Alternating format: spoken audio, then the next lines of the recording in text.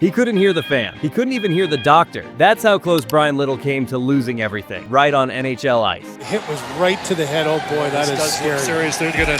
One puck, 1 second. That's all it took to nearly end his career and maybe his life. It was November 5th, 2019. Winnipeg Jets versus New Jersey Devils. Brian Little was just moving up the ice when he took a hard slap shot right to the side of the head. No helmet visor, no warning. He dropped instantly. Blood everywhere. The entire rink fell silent. His teammates shouted. He didn't respond. Inside that chaos, Jets' medical staff rushed in fast. He had a skull fracture, brain bleed, and hearing loss in one ear. Doctors said if help came even a minute late, it could have been fatal. Just months later, across the league, another silence hit hard. Henrik Lundqvist, the King of New York, was getting ready to play for the Capitals when doctors found something terrifying: a heart condition. He needed open heart surgery. He missed the entire season, but he turned it into something powerful. He became a voice for heart health in sport. He couldn't return to the crease, but he saved lives off the ice. Let's move on to the next one. So, when your teammate's life is in your hands, what do? Brian Marchment wasn't the quiet type, but that night, he didn't say a word. He just moved fast. It was 1997. No cameras were rolling. One of his teammates started seizing in the penalty box. Eyes rolled back, mouth locked. Everyone froze. And Marchment's down, as you can see, just about the time Carbonell's coming out.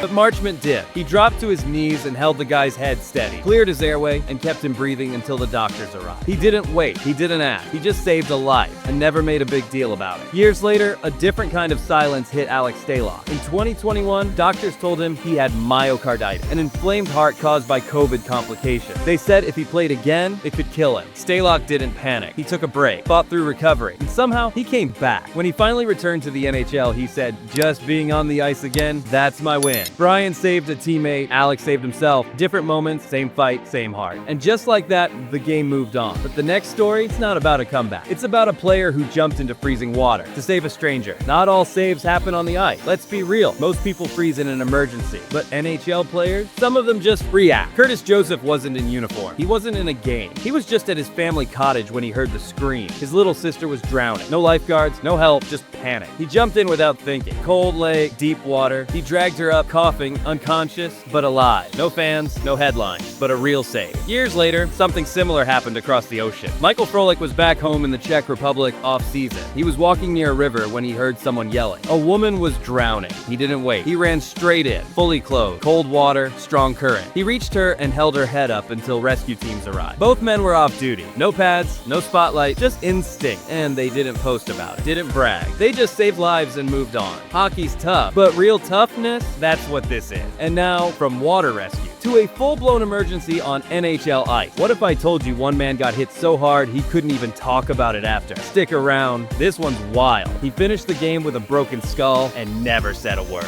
Ryan Getzlaf did more than that. In the 2007 playoffs, a puck nailed him right in the head. Later scans showed a fractured skull. But guess what? He didn't miss a single game. No excuses, no headlines. Just showed up the next day, helmet on, ready to go. No one even knew until after the cup final. That's not tough, that's something else. And Mark Stahl, he knows what it's like to feel your body shut down. In 2013, a deflected slap shot hit him directly in the eye. He collapsed, couldn't see. The arena fell quiet. Oh, and he is in a lot of pain. It's Stahl. He later said, "I thought I was blind." The puck ruptured his eye socket. He missed months. But when he came back, he wore a visor. That one moment didn't just change him. It helped push the league to make visors mandatory. So yeah, sometimes players get hit and power through. Other times, they get hit and change the rules for everyone. And up next, you're about to meet a guy who saved someone while choking on steak. You're not ready for this one. One player was choking. The other one saved him with zero hesitation. Okay, dinner with the team usually means laughs, jokes, and bad table manners. But one night in 2002, things got scary. One of the players suddenly started choking on steak. Couldn't breathe. Everyone froze, except Garnet Exelby. He stood up, wrapped his arms around his teammate, and hit the Heimlich like a pro. One quick thrust, and the chunk of meat flew out. Boom. Just like that. No applause, no celebration, just a life saved over mashed potatoes. And that's not the kind of thing you see on highlight reels. But Max Domi, his battle doesn't show up on TV either. He plays with type 1 diabetes. That means before every game, he checks his sugar. During games, he wears a medical device under his jersey to stay alive. If his levels crash, he could collapse. Still, he never uses it as an excuse. Never quit. He even wrote a book to inspire kids with chronic illness. So whether it's saving a teammate at dinner or fighting through something 24/7, some heroes wear helmets. Others wear insulin pumps. And speaking of silent struggles, one guy beat the NHL with a mop in his hand. The other walked away before his heart gave up. Have you ever heard someone say, "It's just a game"? Well, David Ayres made history in one. February 22nd, 2020. The Hurricanes are in deep trouble. Both their goalies get injured, and suddenly they have no one left on the net. The crowd's confused. The bench is panicking. Then comes David Ayres, a 42-year-old Zamboni driver wearing borrowed gear, walking into an NHL game like he's in a movie. Emergency support goaltender will be forced into service here for the Hurricanes. He lets in 2 quick goals, but then he locks in. 8 saves, a win, and the building explodes. The guy cleaned ice for a living. Now he's in the Hockey Hall of Fame. And on the other side, one of the greatest goalies ever, Henrik Lundqvist, was gearing up for a comeback with the Capital, until doctors said, "Your heart's failing. If you play, you may not survive." He didn't cry. He didn't complain. He went into surgery, fought through it, and when he came out, he said, "Life first, hockey later." One man stepped in when no one else could. The other stepped away when everyone thought he still could. Both walked out as heroes. Now get ready. Next moment doesn't take place on ice. It starts with blood on the carpet and ends in silence. One played through heartbreak, the other through his own blood. Sometimes bravery doesn't look like a fight. It looks like a man standing tall when everything around him is falling apart. That was Craig Anderson in 2016. His wife Nicole had just been diagnosed with cancer. He took a short leave from the Ottawa Senators to be with her, but she told him, "Go play." He came back. First game back, he faced 37 shots and stopped every single one. A shutout. Tears in his eyes. The team hugged him. Fans gave him a standing ovation. That wasn't just a game. That was a message. Love wins.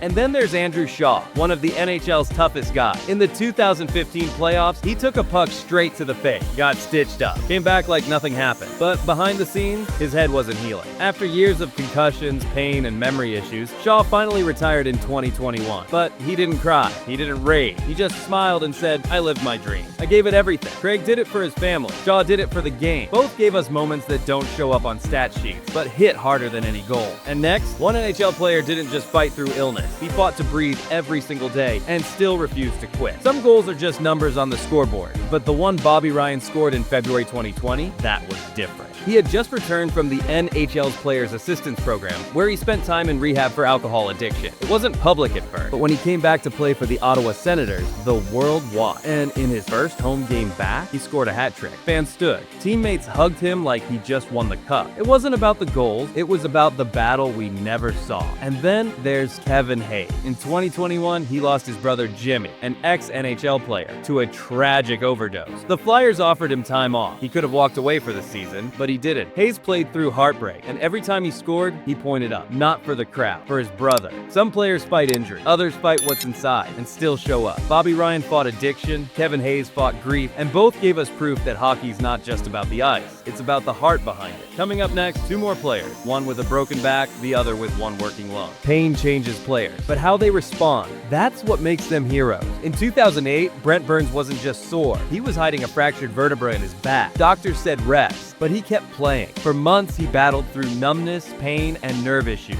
still suiting up for the Wild. He didn't complain, he didn't quit. He only stopped when his body completely shut down, and even then, he fought back, came out stronger, became a Norris Trophy winner, one of the NHL's toughest guys. But then there's a whole other kind of battle. Saku Koivu was diagnosed with non-Hodgkin's lymphoma in 2001. He missed most of the season, but in April 2002, when he returned to the Canadiens lineup, the entire arena gave him a standing ovation. Not just Habs fans, everyone. That night wasn't about points or standings, it was about survival and respect. Brent played through pain. Saku beat cancer. Both gave us something deeper than stat, and that's what this whole list was really about. Real NHL heroes, real courage, off the score sheet, but never forgotten. These 20 moments weren't about trophies or headlines. They were about heart, survival, and showing up when it matters most. Which moment hit you hardest? Tell us in the comments, and if this gives you chills, hit like and subscribe. This is more than hockey, it's real life on ice. See you in the next one, legends.